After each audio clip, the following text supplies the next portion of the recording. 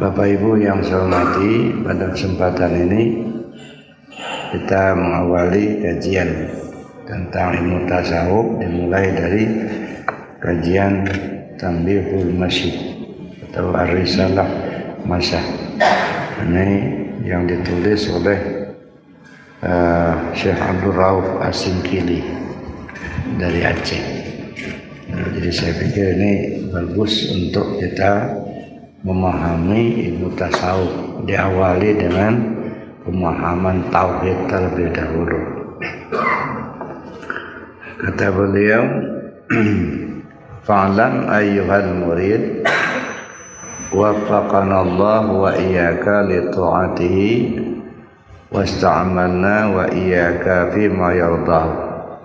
Inna awwala wajibin 'alaika tauhidul haq subhanahu wa ta'ala wa tanzihihi mimma la yajuzu alaihi bi kalimati la ilaha illallah al-jami'atu li jami'i maratibit tauhidil arba'ah. Wa tauhid taf'ilu li nisbati katasdiq wa takzib la li ja'ali fa ma'na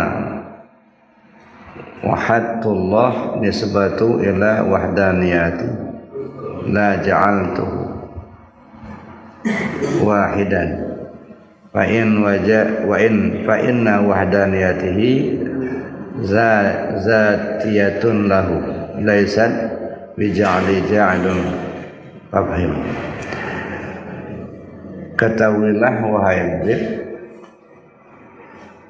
fa'lam ayyuhal murid, ketahuilah wahai murid, waffaqanallah wa iyyaka li ta'atihi, semoga Allah memberi petunjuk pada kami dan kepada kamu, li ta'atihi, untuk selalu taat kepadanya, wasta'amalna wa iyyaka fi ma yardahu, dan semoga Allah menghendaki kita untuk melakukan apa yang diridainya.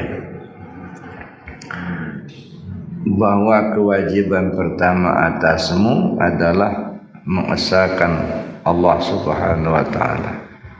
Inna awwala wajibin 'alaika tauhidul haq subhanahu wa ta'ala, bahwa sesungguhnya yang pertama kali menjadi kewajibanmu adalah bertauhid atau mentauhidkan Allah, mengesahkan Allah Subhanahu wa ta'ala.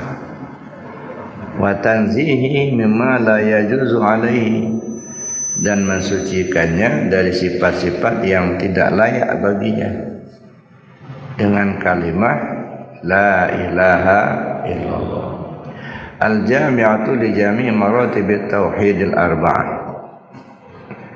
yang menghimpun 4 tingkatan tauhid. Adapun makna tauhid itu ialah tindakan untuk mengaitkan, kata tasdiq wa takzib, seperti kata membenarkan atau mendustakan. La lil ja'li, bukan menciptakan. Famakna wahdaniyah,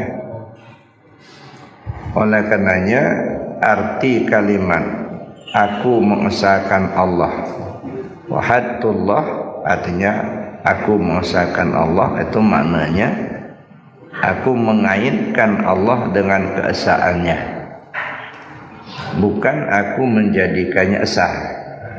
Jadi wahadtullah nisbatu ila wahdaniyati la lija'atuhu wahidan, jadi bukan untuk menjadikannya esa.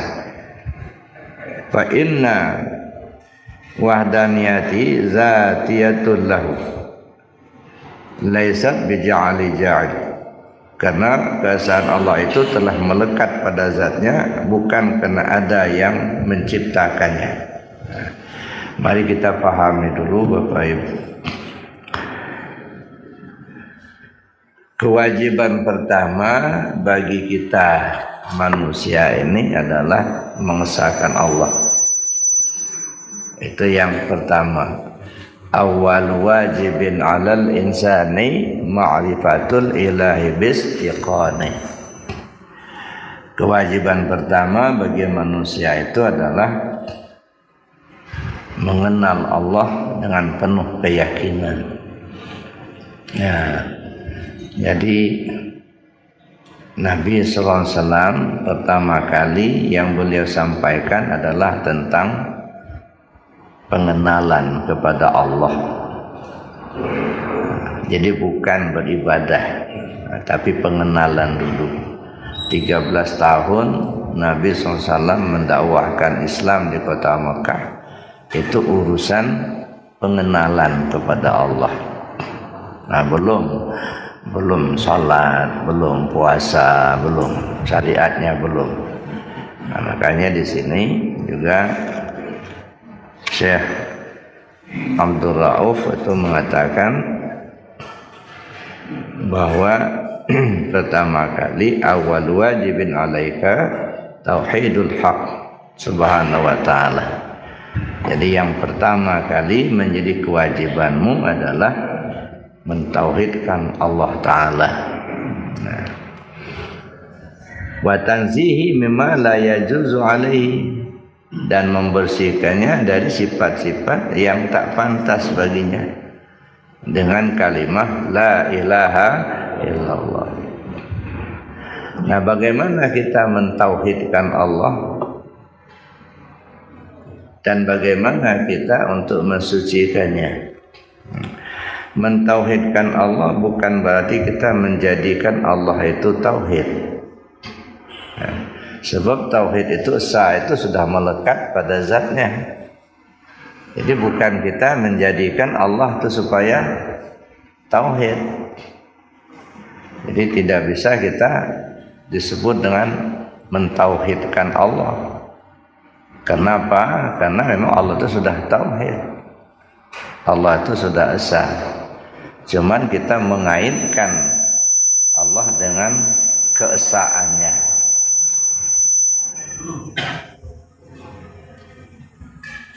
Mengaitkan Allah dengan keesaannya. Ya. Nah, ketika kita mengesahkan Allah atau mentauhidkan Allah, seperti apa sih kita bertauhid kepada Allah tadi? Apakah dengan kata-kata atau dengan keyakinan? Kalau dengan kata-kata, misalnya saya yakin Allah itu satu, itu dengan ucapan. Saya kira belum tentu dia bertauhid, sebab mentauhidkan Allah bukan dengan kata-kata. Walaupun 1000 kali kita ngomong saya yakin Allah itu satu, itu kan omongan mulutnya. Ya.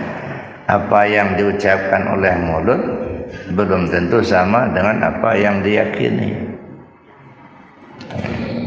Nah, bagaimana kita bertauhid kepada Allah itu berkeyakinan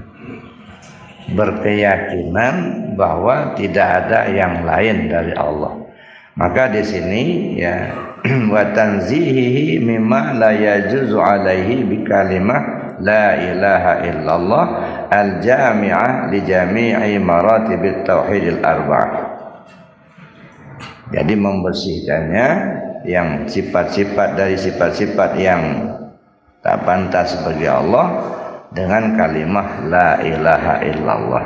Nah, ketika kita mengucap kalimah la ilaha illallah, ini namanya kalimat tauhid. Jadi gelar daripada kalimah la ilallah ini banyak, Pak.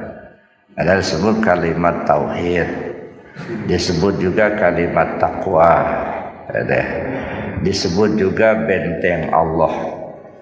Kalimat tauhid ini disebut benteng Allah karena sesuai dengan firman Allah dalam hadis kursi, la ilaha illallah hisni, man qala la ilaha illallah dakhala hisni, man dakhala hisni amina min azabi.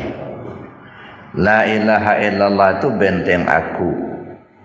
Siapa orang yang mengucap la ilaha illallah berarti dia masuk ke dalam bentengku. Siapa orang yang sudah berada di dalam bentengku, aman dia dari siksaanku. Jadi ini maka kalimah la ilaha illallah disebut juga benteng. Jadi kalau kita betul-betul mengamalkan dan memahami kalimah la ilaha illallah, insyaallah kita aman daripada siksaan Allah. Ya. Oleh karena itu kita perlu memahami betul. Kalau di sini Syekh Abdul Rauf Qaddasallahu sirrul aziz beliau mengatakan ya wa tanzihu mimma la yajuzu alaihi. Jadi membersihkan Allah itu dari segala sifat-sifat yang tak pantas baginya dengan kalimah la ilaha illallah. Nah, kalimah la ilallah adalah kalimah tauhid. Nah, bagaimana kita memahami kalimah la ilaha illallah itu untuk kita sampai kepada tingkat keyakinan tauhid.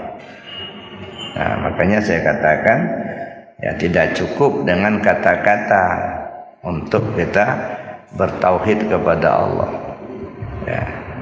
Karena dia merupakan keyakinan, dan berkeyakinanlah kita bahwa tidak ada yang lain daripada Allah. Nah, baru kita duduk di tauhidnya. Kalau masih berkeyakinan kita ada yang lain dari Allah, itu masih belum duduk di tauhid. Nah, ini contoh ya.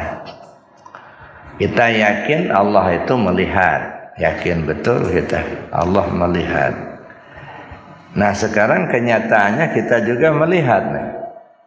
Ya, Bapak Ibu rasakan sendiri bahwa kita juga melihat.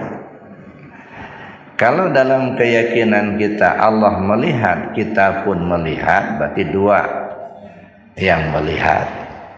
Nah, ini belum duduk di tauhid. Masih syirik juga ini. Nah, syirik itu kan mendua. Berkeyakinan ada yang lain dari Allah itu syirik. Nah, sedangkan kita dituntut untuk bertauhid. Allah itu mendengar. Kita rasakan, kita juga mendengar. Nah, kalau keyakinan kita Allah mendengar dan kita juga berkeyakinan dan merasakan sendiri bahwa kita ini mendengar, berarti dua yang mendengar. Kalau kita merasakan kita mendengar, Allah juga mendengar, berkeyakinan seperti itu masih mendua, masih syirik juga. Nah, makanya syirik khafi itu sangat halus Bapak Ibu. Dan di sinilah sering kita tergelincir. Syirik khafi itu tidak ubahnya seperti semut hitam berjalan di atas batu hitam di malam gelap gulita. Masya Allah, semut hitam kecil pula jalan di atas batu hitam di malam gelap gulita. Enggak kelihatan sama sekali, tapi ada. Nah, makanya ada syirik jali, ada syirik khafi. Kalau syirik jali kita sudah paham, insya Allah kita tidak akan terjerumus di situ. Menyembah patung, ya, menyembah berhala, itu kan sudah jelas. Kita sudah ngerti itu kan tidak boleh, itu syirik. Ya, kita sudah ngerti itu. Insya Allah kita tidak akan terjerumus, gitu ya. Tetapi syirik khafi, nah ini banyak yang terjerumus di sini. Nah, karena syirik khafi ini halus sekali. Jadi merasakan ada yang lain dari Allah atau berkeyakinan ada yang lain dari Allah, itu sudah terjerumus ke jurang syirik. Makanya Syekh Abdul Rauf ini mengatakan harus dibersihkan dengan kalimat la ilaha illallah. Nah, bagaimana kita membersihkannya dengan kalimat la ilaha illallah ini? Ada dua metode. Pertama dengan metode amaliyah, dan yang kedua dengan metode pemahaman. Ya. Dengan metode amaliyah, ya diamalkan. Ya. Mengamalkan dengan zikir la ilaha illallah. Ya. likulli syai'in siqalah wa siqalatul qalbi zikrullah. Segala sesuatunya ada alat pembersih. Alat pembersih hati itu adalah zikir kepada Allah. Nah, jadi kalau ingin membersihkan hati kita dulu, ya kita harus melaksanakan zikirnya. Tidak cukup hanya hafal saja kalimatnya, tapi diamalkan. Nah, berapa waktu yang lalu kalau saya tidak salah itu kita sudah belajar cara mengamalkan zikir itu. Tapi lagi-lagi waktu talqin zikir tempo hari saya katakan ini bukan ilmu, ya, tetapi amalan. Kalau ilmu kan diketahui ya sudah, hanya diketahui saja. Tapi kalau amalan harus diamalkan. Jadi tidak akan memberi bekas kalau tidak diamalkan. Makanya kata Nabi SAW, jadidu imanakum bikasrati qauli la ilaha illallah. Perbaru imanmu dengan banyak menyebut kalimat la ilaha illallah. Nah, banyak-banyak kita berzikir dengan kalimat la ilaha illallah. Jangan hanya diketahui aja. Sering-sering dengar ceramah, cuman kalau hanya diketahui tidak diamalkan, justru sebenarnya akan membebani kita. Banyak kita ketahui tapi tidak diamalkan, justru jadi beban, Pak. Kenapa jadi beban? Karena nanti di akhirat itu akan ditanya.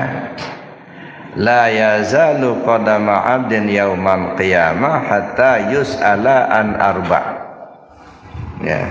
An umrihi fima afnahu wa an jismihi fima ablahu wa an ilmihi ma amila bih wa an malihi min aina iktasabah wa fima anfaqah.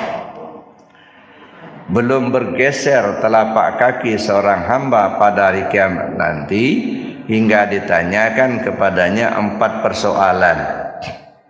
Pertama, umur kemana kau habiskan? Wa an umrihi fima afnahu. Tentang umur kemana kau habiskan. Yang kedua, wa an jismi fima ablahu. Tentang tubuhmu kemana saja kau bawa. Nah, dibawa kemana mobil ini? Ya, kendaraan tubuh ini dibawa kemana aja dia. Ya. Yang ketiga, wa an ilmihi ma amila bih. Tentang ilmu pengetahuan yang sudah kau dapati, apa saja yang sudah kau amalkan. Nah, ini akan diminta tanggung jawab. Udah belajar zikir tapi tak diamalkan, nah ini akan diminta tanggung jawabnya nanti. Nah. Wa an malihi min aina iktasabah wa fima anfaqah. Tentang harta kekayaanmu, dari mana kau dapat, kemana kau belanjakan. Nah, tentang harta ini 2 persoalannya. Dari mana didapat, kemana dibelanjakan. So, kadang-kadang mendapatnya bagus, membelanjakannya enggak bagus, Pak. Ya, peras keringat banting tulang, bekerja seharian, dapat duit malah beli nomor. Nah, judi, ya. Ini namanya mendapatkannya bagus, tetapi membelanjakannya enggak bagus. Atau sebaliknya, mendapatkannya enggak bagus, tapi menggunakannya bagus. Maling, harta orang diambilnya tapi disedekahkan sama dia. Ya, atau maling, ya duitnya dikumpul-kumpul naik haji. Ya, ini kan cara mendapatkannya enggak bagus. Ada dulu, Pak, ya, di satu tempat, enggak usah saya ceritakan tempatnya di mana, ini cerita. Ya, ini kejadian.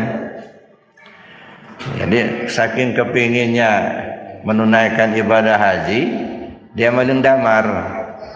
Ya, jadi di kebun itu kan banyak damar, Pak. Ya, kalau di kampung itu damar. Jadi malam-malam dia ngambil damar di kebun orang, Pak. Orang tidur dia ngambil damar itu malam itu. Ditumpuknya hasil damarnya itu di rumahnya, terus dijualnya. Nah, dan dijualnya, kumpul-kumpulkan duitnya, nyetor ONH dia. Nah, naik haji. Nah, waktu zaman itu kan nggak seperti sekarang. waktu itu nyetor, nah tahun itu juga berangkat. Nah, yastor, berangkatlah dia ke tanah suci. Sampai di sana tuh mekik kepanasan. Ya, nggak sempurna ibadahnya, sakit, kepanasan. Akhirnya sampai pulang, ngomong sama orang, kapok saya, nggak mau lagi ke Mekah. Ini kenapa? Karena uangnya didapat dengan cara maling, walaupun ya digunakan untuk cara yang bagus, tidak bisa juga. Maka nanti akan ditanya, ya, dari mana kau dapat, kemana kau belanjakan, ya, wan mali min aina tasabah wa fi ma anfaqah. Itu yang akan dipertanyakan nanti di akhirat. Jadi Bapak Ibu yang saya hormati, kita kembali. Kalau membersihkan hati dengan cara mengamalkan zikir la ilaha illallah. Ya. Nah, maka kita amalkan ya dengan tekun, dengan baik zikir la ilaha illallah. Maka kalau yang kita pelajari kemarin dalam tarekat Qadiriyah Naqsyabandiyah, di kewajiban seorang ikhwan dalam amaliyah tarekat Qadiriyah Naqsyabandiyah itu 4. Ya, ini kewajiban setelah kita mendapat talqin zikir, ya artinya kita itu sudah menjadi muridnya para aulia, muridnya sultan aulia. Ya, jadi kita murid Syekh Abdul Qadir Jailani, murid pengusaha Abah Hanom, murid daripada Syekh Muhammad Bahauddin An-Naqsyabandi.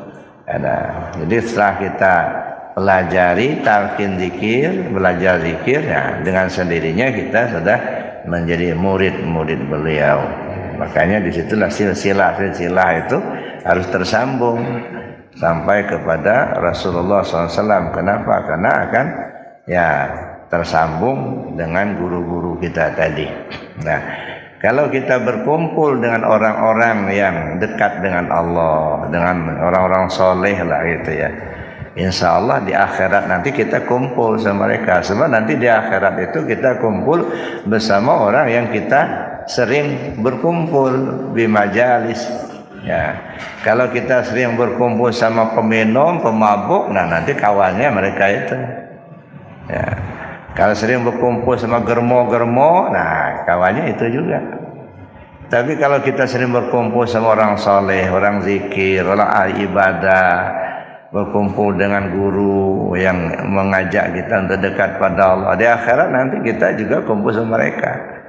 Nah, jadi di akhirat siapa teman kita, siapa yang kita cintai. Cinta kepada Allah, maka kita kembali ke Allah. Cinta kepada Rasul, kita berkumpul sama Rasul.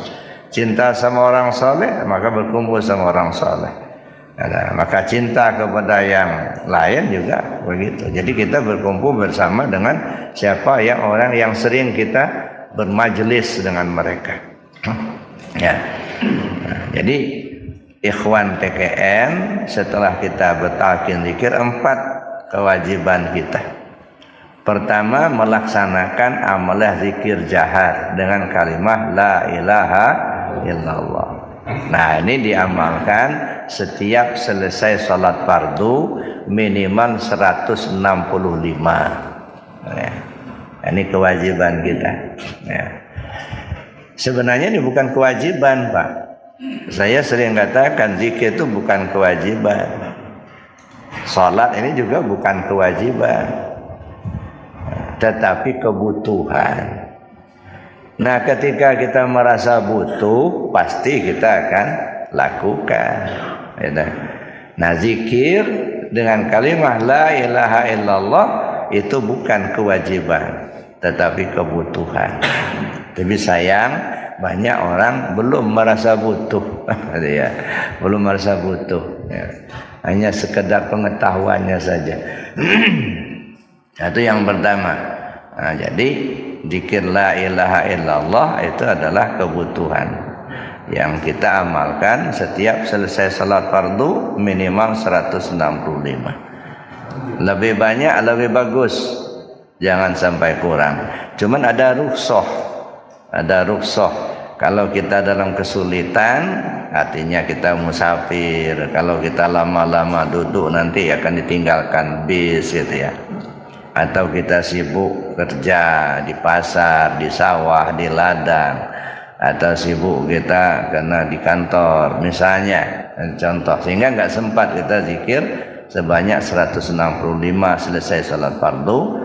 Rukhsahnya boleh kita ya zikirnya 3 kali saja dulu. Nah, tapi nanti kan dia qada sore atau malamnya waktu sudah lapang kita qada zikir kita berapa yang tinggal ya. Itu namanya rukhsah gitu ya. Tapi kalau minimal, minimalnya itu 165, itu minimal ya, 165. Nah, lebih banyak lebih bagus. Nah, kalau kita belum biasa, ini kayaknya 165 itu lama, Pak. Wah, lama banget. Tapi kalau sudah terbiasa enggak. 500 aja sebentar rasanya itu. Nah, saya dulu pernah ya bersilaturahim di salah satu tempat Inabah Suryalaya. Ya. Salah satu tempat Inabah di Suryalaya. Jadi waktu kami datang itu ya disuruhlah salah seorang di antara peserta Inabah itu yang sudah sembuh begitu untuk bercerita pada kami. Kami datang itu atas nama MUI Bandar Lampung waktu itu. Apa ceritanya? Saya merasakan beragama Islam baru di sini kata dia. Jadi sebelum saya ke sini saya tidak menjalankan ajaran Islam. Ya, walaupun saya sudah beragama Islam tapi belum sempurna. Tapi setelah saya di sini barulah saya merasakan bahwa saya ini beragama Islam. Kami Pak kalau zikir sesudah sholat itu minimal 1.500 kata dia. Itu yang ngomong itu gadis Pak, karena dia kena narkoba. Ya, setelah dia sembuh, nah, itu sudah rupanya kalau dia zikir itu minimal 1.500 katanya. Kalau 165 itu dikit, terlalu dikit katanya. Ya, ini anak gadis Pak. Ya, zikirnya 1.500 sekali duduk. Kita kakek nenek nggak kuat. Ada, Masya Allah Bapak Ibu. Jadi artinya kalau memang sudah di hati, apalagi sudah terbiasa, 165 itu dikit Pak. Ya, cuman di kita ini kadang-kadang merasa berat karena belum terbiasa saja. Itu yang pertama, zikir jaharnya, itu kewajiban. Yang kedua zikir khafi. Nah kalau zikir khafi ini tidak dibatasi, ya, tidak disebutkan bilangan. Abah juga tidak menyebutkan bilangan berapa bilangan zikir khafi, enggak disebutkan. Semampunya, itulah kebijaksanaan guru itu. Bijaksana sekali. Makanya kalau zikir khafi sesudah sholat sebentar aja, bukan berarti hajur sebentar, enggak, karena mengingat waktu itu saja. Ya, tapi lebih lama lebih bagus.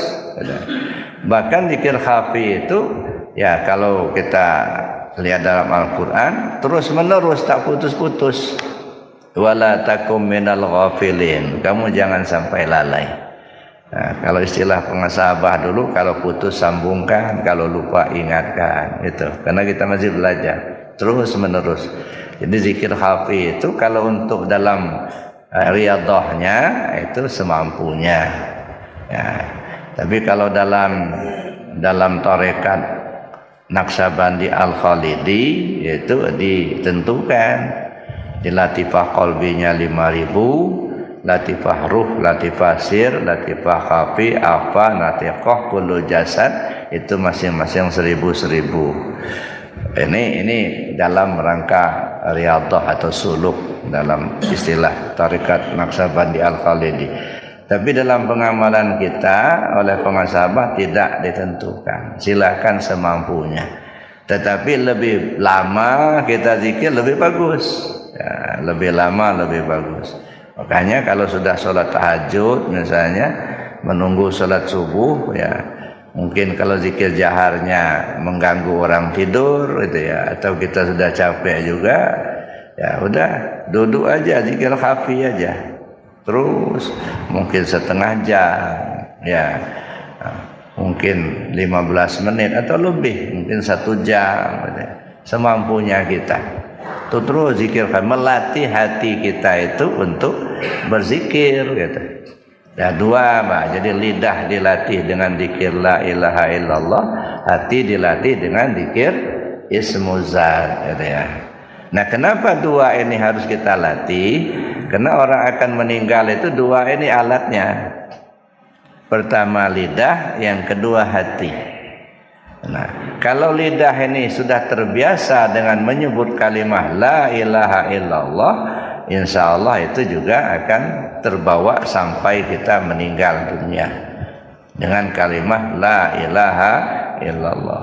Tapi kalau lidah ini sudah tak terbiasa, khawatirnya enggak muncul, Pak. Sebab ketika orang meninggal itu apa yang lengket di hatinya. Ya. Kalau lengket di hati kita itu tentang Allah, lalu kemudian terbiasa kita menyebut la ilaha illallah, nah insya Allah sampai mati pun itu yang akan terbawa. Nah, jadi apa yang lengket di hati itulah yang akan terbawa. Maka kata Nabi SAW, matan nas bima ya'isu bih, manusia mati sesuai kebiasaan.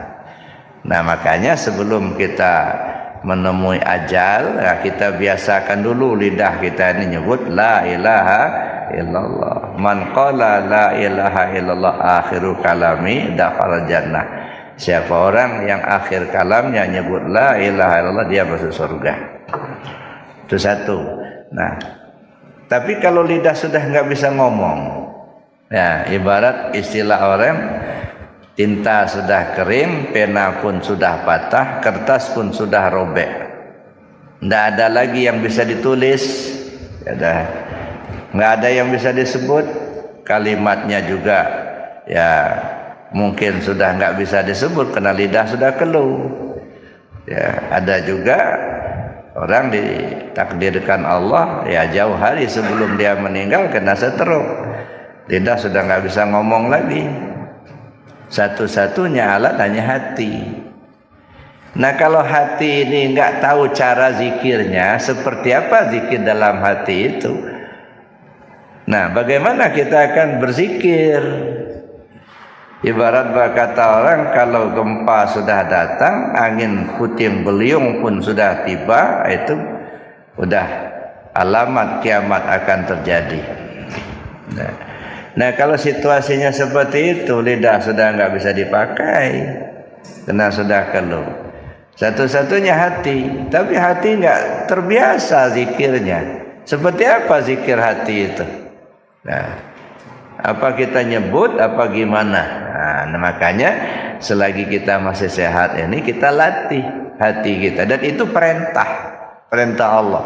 Wazkur rabbaka fi nafsik. Sebut nama Tuhanmu melalui hatimu. Tadarruan wa khifatan, dengan rasa rendah diri, rasa takut kepada Allah. Wa duna jari minal qaul, jangan bersuara keras.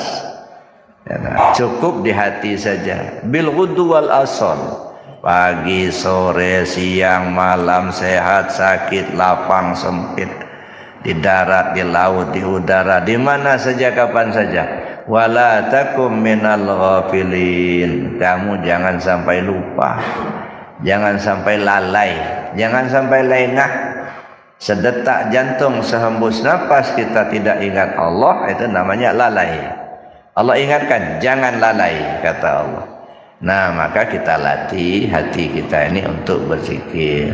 Nah, jadi itu yang kedua. Jadi pertama mengamalkan dengan zikir jahar, yang kedua zikir dalam hati. Nah, Bapak Ibu yang saya hormati, ya, itu dalam mengamalkan. Yang kedua memahami. Jadi kita untuk mendapatkan tauhid, duduk di tauhid, pertama dengan cara kita mengamalkan dan kalimah la ilaha illallah, yang kedua memahami. Ya. Bagaimana kita memahami kalimah la ilaha illallah? La ilaha, tak ada Tuhan. Nah, ini kan kalimatnya la ilaha, enggak ada Tuhan. Nah, ketika kita mengatakan la ilaha, enggak ada Tuhan, ini namanya tahalli, pengosongan, dikosongkan dulu. Nah, ketika kita bicara Tuhan, apa sifat yang ada? Ada 7 sifat yang disebut sifat ma'ani, qadrat, iradat, ilmu, hayat, sama, basar, kalam. Ada enggak sifat itu kepada kita? Ada. Kita rasakan ada. Kita punya kuasa mengangkat tangan, kuasa kita mengangkat kaki, kuasa kita mengangkat sesuatu barang. Ada qadrat. Ada. Iradat? Ada. Kita punya keinginan. Ingin belajar, ingin tahu, ingin punya mobil, ingin punya rumah. Banyak lagi keinginan-keinginan kita itu.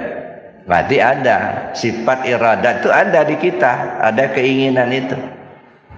Ilmu, tahu enggak kalau api itu panas? Tahu enggak kalau air itu membasahi? Tahu enggak kalau tajam itu melukai? Tahu. Nah, itu sudah tahu. Nah, tahu kita itu dari mana? Ya, nah, ini kita sudah paham betul bahwa kita ini sudah tahu. Ada pengetahuan kita. Tahu kita kalau api membakar, tahu kita kalau air membasahi, tahu kita kalau tajam melukai, dan banyak pengetahuan. Tahu kita baca Al-Quran, tahulah kita cara sholat, banyak lagi. Itu ilmu. Ya, qadrat, iradat, ilmu, hayat, hidup. Ya, merasa enggak kalau kita ini hidup? Ya, kita rasakan betul.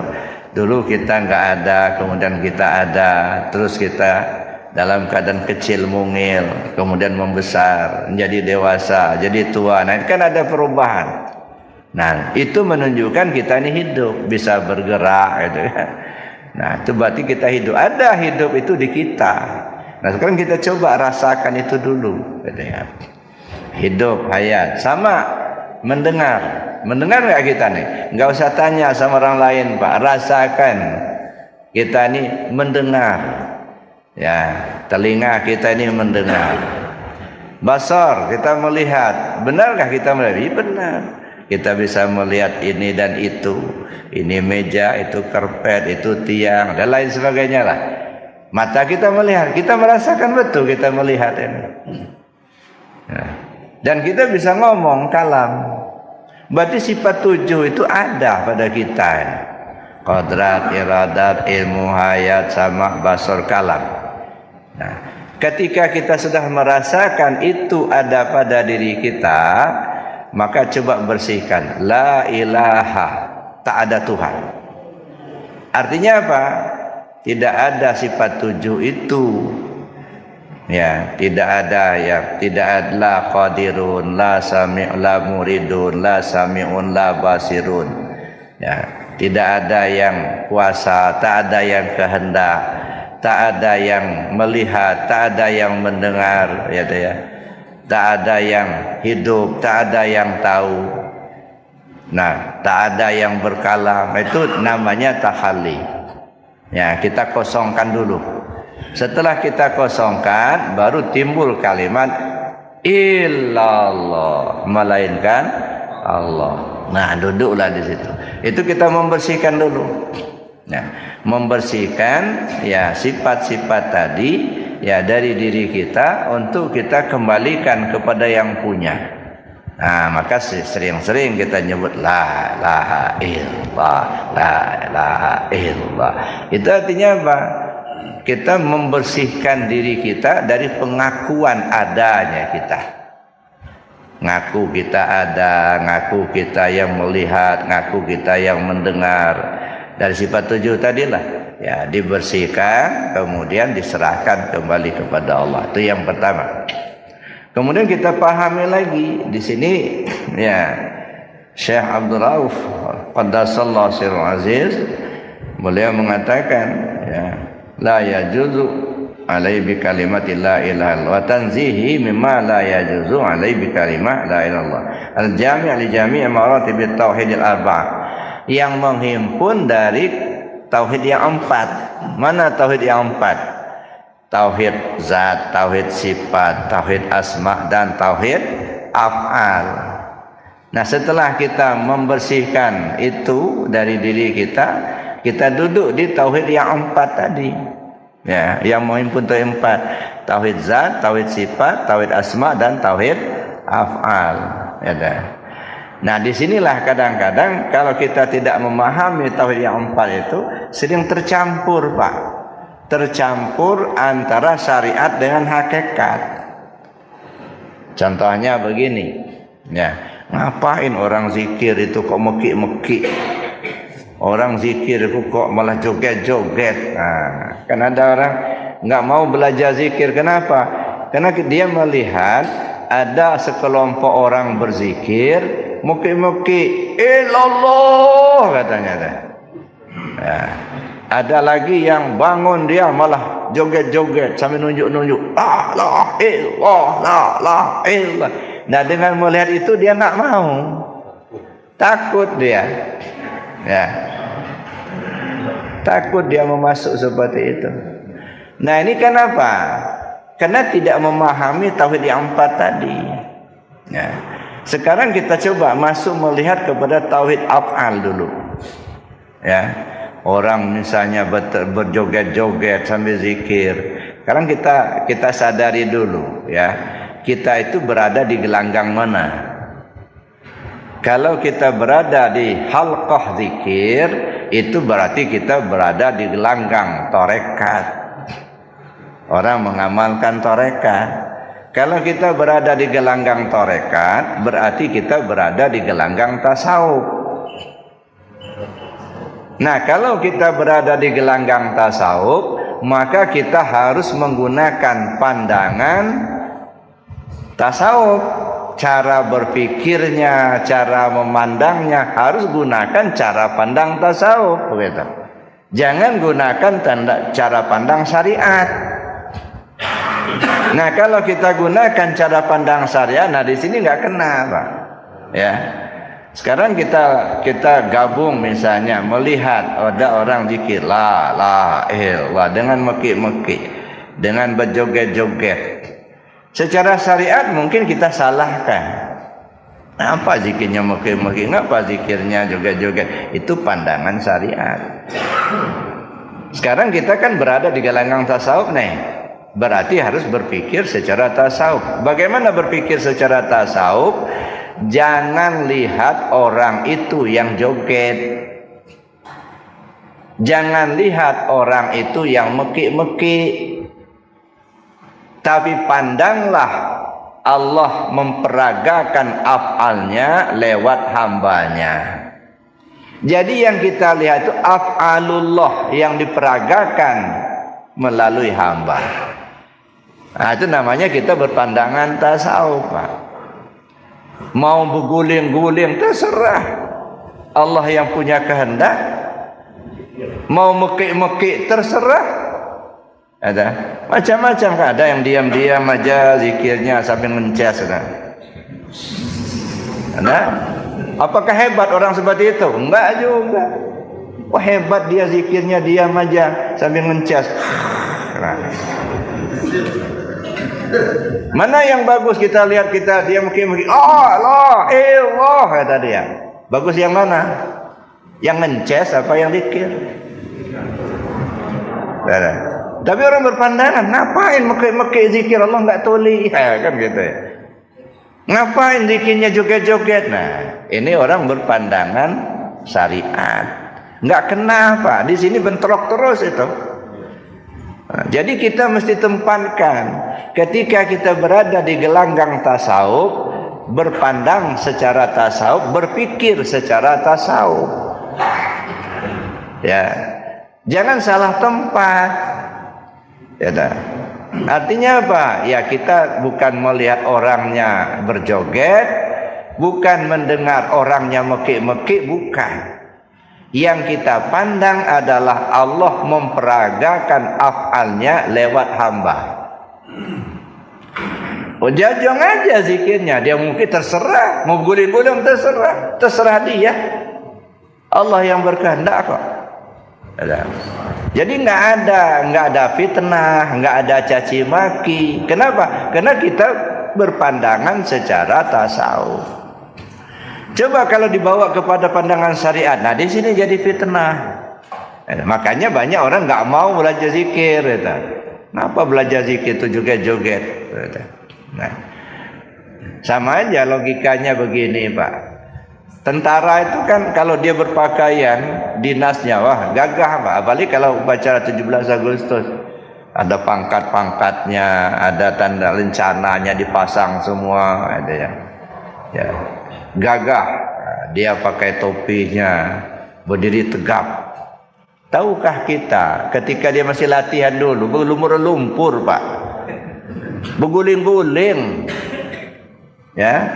Berenang di air, karena berenang di laut begitu. Kadang-kadang jalan dari Palembang sampai ke Lampung tanpa bekal, bekalnya cuma topi baja sama pisau. Enggak dikasih duit, enggak. Apa itu tentaranya? Itu lagi latihan, Pak. Ya dah.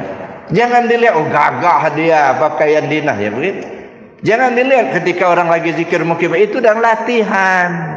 Tentara lagi latihan. Ya, nanti ketika dia sudah selesai itu baru gagah Pak. Bagaimana gagahnya? Bisa si pahit lidah Pak. Nah, ini gagahnya itu seucap nyata. Apa yang diucapkannya terkabul. Beda dengan kita Pak. Kita ini lidah kita banyak makan jengkol. Iya, itu. Busuk Pak. Makanya omongan kita walaupun benar didengarnya tapi salah kata orang. Ya, masih busuk. Kalau mereka yang sudah sampai sudah selesai latihannya, awalnya mungkin gitulah. Bisa saja guling-guling orangnya namanya fana. Dia sendiri nggak tahu kok. Ada. Nah, tapi setelah jadi, nah kita gagah kayak tentara tadi, ya. Waktu latihan dia berguling-guling Pak. Ini sikunya yang berjalan begini. Ada. Berlumuran lumpur. Kadang-kadang mukanya dicoreng-coreng sama jam arang ada. Tapi begitu selesai latihan, wah, pakaian dinas keren gitu. Berpangkat, pakai lencana. Nah, jangan kita ngelihatnya pakaian dinasnya aja, lihat waktu latihan. Nah begitu juga kita dalam riyadhah, dalam berzikir. Jangan melihat dia guling-guling, jangan melihat dia meki-meki, gitu ya. Coba perhatikan para ulama-ulama, para aulia Allah. Akhlak mereka bagus, begitu ya. Penampil mereka sederhana, tapi apa yang dimaukan ada. Hebat kan? Makanya saya bilang kita nih nggak usah jadi orang kaya harta lah, nggak usah. Capek ngitungnya, ya, nyimpannya juga susah, takut dimaling orang, ya. Nggak usah jadi orang kaya harta, cuman yang kita maukan, apa yang dimaukan ada, itu aja. Apa dimaukan ada. Kami kepingin ke Mekah ada, kami ingin beli rumah ada, duitnya itu aja kan. Kepingin beli mobil ada, itu. Ya pokoknya apa yang dimaukan ada, itu aja lah. Yang nggak usah kita nampilkan banyak duit, nggak usah. Kadang-kadang orang banyak, rumahnya banyak, pada 20, tapi satu pun yang satu cuma di tempat, yang lain nggak pernah dia tengok aja enggak. Cuman punya, kata orang punya dia, cuman dia sendiri nggak pernah tidur di situ, nggak pernah menikmati. Nah, tapi bayar pajak terus, gitu. Ini menyengsarakan. Kalau bisa kita ini kan, ya jangan kita yang melayani harta, bukan. Jangan kebalik. Gitu. Harta itu melayani kita. Kita ini melayani Allah. Jadi kita itu khadamnya Allah, harta itu khadam kita, gitu. Ini kan kadang-kadang kebalik Pak. Kita yang melayani harta, bukan harta yang melayani kita. Masya Allah Bapak Ibu. Nah, jadi kita manusia khadamnya Allah, harta khadamnya manusia. Nah, jadi Harta itu melayani kita, kita melayani Allah. Jadi Bapak Ibu yang saya hormati, nah yang kedua ini artinya berpaham. Nah, tauhid af'al, tauhid sifat, tauhid asma, tauhid zat. Nah, kalau pengertiannya af'al perbuatan gitu ya. Kalau asma kan nama. Ya. Kalau sifat ya sifat-sifat Allah. Nah, kalau zat, nah kalau kita bawa ke diri kita, bawa ke diri ya nih. Karena kan yang betul kan kita nih. La ilaha illallah. La ilaha illallah itu terdiri dari 4 suku kata. La ilaha illallah. Nah, kalau kita bawa melalui kajian sifat 20 ya, la itu menghimpun sifat nafsiyah. Sifat nafsiyah itu hanya satu sifat wujud. Ilaha menghimpun sifat salbiyah. Sifat salbiyah itu 5, qidam, baqa, mukhalafatul hawadis, qiyam ta'ala binafsi dan wahdaniyat. Ilah itu menghimpun sifat ma'ani. Sifat ma'ani itu 7, qudrat, iradat, ilmu, hayat, sama, basar, kalam. Allah lafaz jalalah menghimpun sifat maknawiyah. Sifat maknawiyah itu 7, qadirun, muridun, alimun, hayyun, sami'un, basirun dan mutakallimun. Nah, bagaimana kita menisbahkan ke diri kita wujud? Ya, la menghimpun sifat nafsiyah, ya ada sifat wujud. Wujud itu ada. Nah, ketika kita berkata ada pada diri kita, mana yang kita lihat? Tubuh. Maka la menunjukkan ke tubuh kita. Sedangkan ilaha menghimpun sifat salbiyah. Sifat salbiyah ini kan ada pada zihin, tiada pada kharij. Artinya kita bisa pahami tapi tak bisa nampak. Nah, hanya diyakini. Keyakinan itu ada di mana? Di hati. Maka disebutlah ilaha itu menunjukkan ke hati pada kita. Ilah menghimpun sifat ma'ani. Sifat ma'ani ini 7. Kata qadrat, iradah, ilmu, hayat, sama, basar, kalam. Yang 6 sifat tergantung kepada hayat. Ada hayat maka muncullah sifat yang 6. Ada qadrat, ada basar, ada sama, ada kalam, ada iradat. Nah, tergantung sama siapa? Sama hayat. Hayat pada kita, nyawa pada kita. Maka kalimat ilah menunjukkan nyawa pada kita. Lalu lafaz jalalah Allah itu menghimpun sifat maknawiyah. Sifat nawiyah itu dia tersembunyi, dia tidak tampak pada zahir. Kenapa? Yang tampak sifat ma'ani. Dia tersembunyi. Yang tersembunyi itu namanya rahasia. Ya, rahasia pada kita. Jadi la menunjukkan tubuh, ilaha menunjukkan hati, ilah menunjukkan nyawa, Allah menunjukkan rahasia pada kita. Jadi kalau kita katakan la ilaha illallah, artinya apa? Tak ada tubuh, tak ada hati, tak ada nyawa, illallah melainkan Allah. Itu namanya kita membersihkan. Ya, membersihkan ya diri kita dari sifat-sifat yang tercela, membersihkan Allah dari hal-hal yang tak pantas baginya. Nah, dengan kalimah la ilaha illallah, maka kita duduklah kita di tauhid tadi. Maka yang pertama kali kita pahami dulu tauhid itu dulu. Setelah kita memahami tauhid, mana zat mana sifat, nah barulah kemudian kita bisa memahami lebih jauh tentang ilmu tasawufnya.